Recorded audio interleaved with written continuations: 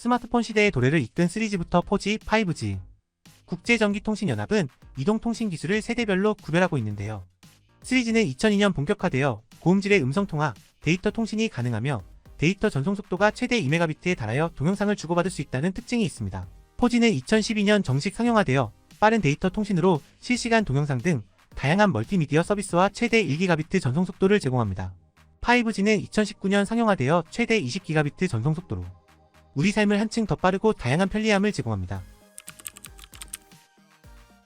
이 중에서 5G는 4세대 이동통신인 LTE에 비해 방대한 데이터를 아주 빠르게 전송하고 실시간으로 모든 것을 연결하는 4차 산업혁명의 핵심 기반입니다. 데이터 전송 속도가 최대 20GB에 달해 기존의 4G보다 20배 빠른 속도를 자랑하고 VR, AR, IoT 등 다양한 기술을 구현할 수 있습니다.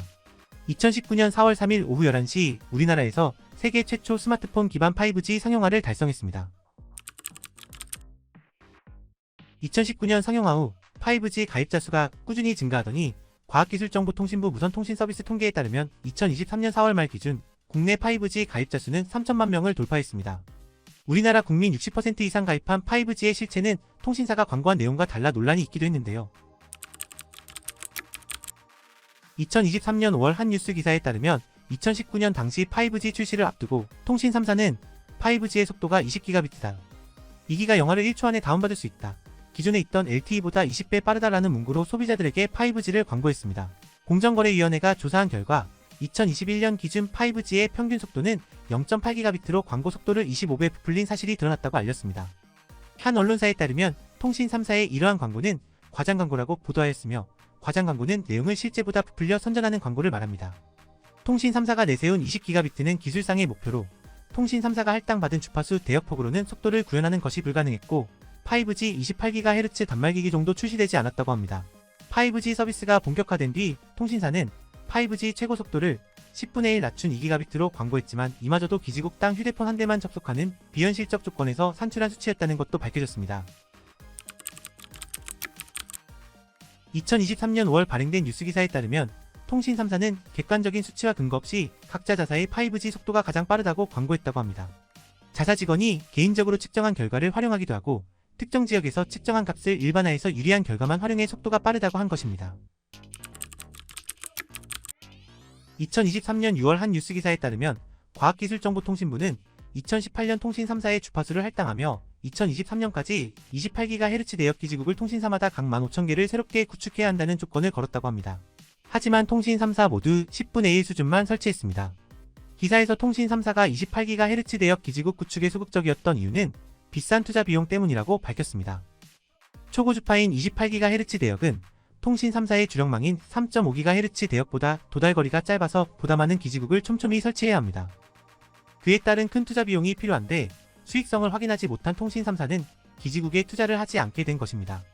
정부는 약속했던 기지국 구축 개수를 설치하지 않자 2022년 말 KT와 LGU+의 주파수 할당을 취소했습니다. 2023년 5월 SKT도 5G 주파수 할당을 취소 처분받았습니다. 이로써 통신 3사 모두 5G 28GHz 주파수를 반납했습니다. 2023년 5월 30일 KBS 라디오 최경영의 최강시사에 출연한 한기정 공정거래위원장은 정확하게 추산하기 어렵지만 2019년 5G 출시 이후 통신사들의 영업이익이 연평균 14% 이상 증가해 2021년에는 4조 원에 달했다며 5G 부당 광고가 상당한 영향을 미쳤을 것이라 생각한다고 밝히기도 했습니다. 2023년 5월 한 기사에 따르면 공정위는 통신 3사 5G 광고가 표시광고법 위반으로 소비자들을 기만했다고 판단하여 매출액의 2%씩 SK텔레콤에게 168억여 원, KT에게 139억여 원, LGU+ 28억 5천만 원, 총 336억 원의 과징금을 부과했다고 알렸습니다. 2021년 연평균 14% 이상 증가한 4조 원에 비하면 336억 원이라는 과징금은 그다지 크지 않게 보입니다. 2023년 5월 한 뉴스기사 내용에 따르면 총합 336억 원의 과징금을 받은 통신 3사 중 SK텔레콤은 공정위의 판단에 대해 유감이라고 밝혔습니다. 유영상 SK텔레콤 대표는 통신기술의 특성에 따라 이론상 속도임을 충실히 설명한 광고임에도 법 위반으로 판단한 이번 결정은 매우 아쉽다라고 밝혔습니다. 그러면서 공정위 의결서를 수령하는 대로 대응 여부를 검토할 것이고 소비자에게 올바른 정보를 제공하기 위해 노력하겠다고 덧붙였습니다. KT와 LGU+ 측은 의결서의 구체적 내용을 파악해 검토하겠다라는 입장을 밝혔습니다. 이처럼 5G 요금제는 4G보다 20배 빠르다는 이유로 가격이 비싸게 책정된 것에 대해 논란이 되고 있는데요.